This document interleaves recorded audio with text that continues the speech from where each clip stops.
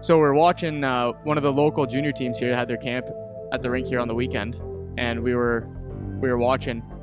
Andy and I, and you made a comment of it doesn't look like anyone's trying to make a team out here, and I'll let you expand on that in a second. But for me, when I was watching, it was a similar kind of thing where I was just saying to O-Dog before we started here, like when I was playing junior, every camp I ever went to, there was at least 3 to 5 fights in every camp.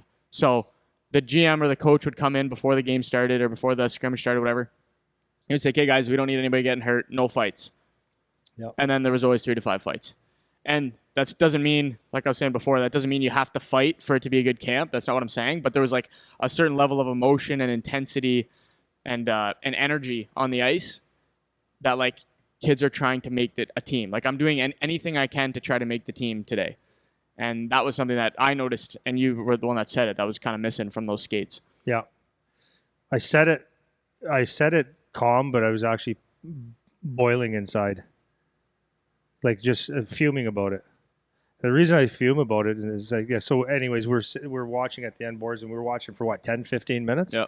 So I had my arms crossed, eyes crossed, ears crossed, nose crossed, because I'm starting to snap. Yeah. Because a lot of these kids are people that I've trained. And there's a lot of people that listen to the words that we say, and they kind of, I don't want to sound like total jackass, because there were some kids that were working hard. Like, so to be clear, there was 4 to 5 guys that were standout players that kind of standing out is part of work ethic and stuff too. But they were superior hockey players as far as that weekend went. So I'm not saying nobody. Then there was like, I would say 3, 4 guys that stood out. Like, okay, they're working, but it's not what I would expect still. Mm-hmm. And then I'm going to say his name, Griffin, who is the youngest guy on the ice, who is actually one of the most dominant players because he works his ass off, like nonstop. Griffin Grunder, he works his ass off, man. And I'm going to plug this kid. Like, I don't go around telling people about people unless they really, really, really deserve it. Yeah. And he's a younger guy, and he's late. Not going to say late bloomer. I don't mean to say that, but he's not. Kids look a lot older than him, so he hasn't turned into a man yet. And he outworks everybody. And he was outworking guys 5 years older, 3 years older than him, 4 years older than him. Yeah. And had some points and was one of the best players on the ice. I think he got rewarded for it too, and he should. And I told him the other day, I said, because he always works hard, and I said, if you actually play like that all the time, I said, you have an actual future in hockey. He had the biggest smile ever. I'm like, no, that's hockey. Yeah, I told him too. And I told the kids the other day. I whacked a bunch of kids the other day because I think that camp with a combination of, well, I'll go into that in a second. Set me off a little bit to get guys tightened up a little bit. Because Griffin he works. He shuts his pie hole and he works. You don't get shit. Doesn't say a word. Yeah. He just works, and then you works. say that was a great job, good, and he looks at you and he shakes his head like thanks. But the guy just works. Yeah. And I wish if people worked half as hard, they'd be. Well, the cool. I'm gonna plug him a little more. I'm gonna pat him on the back more. We were talking to his dad the other day. He was in here, and I was saying that he's because he's a pretty quiet kid. Like he doesn't talk much, and so I've been just like on him, like every day in the gym. I'm on him, just beaking him, just chirping him, getting in his grill, whatever. And he's starting to like beak back now. Oh, good. So he's starting to like get some edge on him. So every time he comes in, he's ready to like throw chirps at me. Like every time he comes in now, which is sick because that little bit of edge, that's what we're talking about. That is missing from a lot of these, especially young players. Like there's no jam, man. There's no like intensity, emotion. Like we're just out for a skate, you know? Yeah. And so you see young kid too, like just coming out with some juice. But I have an issue with that. Yeah. My issue is I don't let that happen. Yeah. So going back to the camps, I was sitting there with everything crossed, and that's what I said to you. I said, doesn't look like anyone's trying to make a team here. And you said, no, I agree with you. Mm-hmm. So the reason it pisses me off even more is because a lot of them were customers. Mm-hmm. And the reason it pisses me off is because customers that say they want it. Like we just had drafts for the last couple of years, and I hear it every year. Yeah. Well, my son should have got drafted. Oh, there's something wrong with the draft. It's fixed. It's this, it's that, it's this, it's that.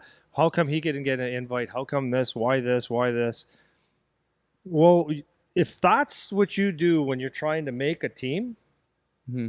that I wouldn't pick you. Yeah. And you could pay me $1,000 a week to train your kid. If that's the effort, I'm telling you right now, you're not going out there. Yeah. So and it's not about scoring goals, like, because the bottom line is there's going to be on each game, there's going to be one or two guys that are more standout goal scorers. So, and most guys aren't going anywhere by scoring goals. So what do you do? Like, the back checks were like, some guys were okay, but it wasn't like I'm trying to make a team okay. The difference between a lot of guys playing a game in the second period in the middle of November against whatever team for the fourth time, the difference between those shifts there and the shift at a 3-2 game in a Stanley Cup final or your finals, there's a different effort level. Yeah. I think the effort level when you're trying to make a team and make a statement should be the one that's a 3-2 overtime game. Yeah.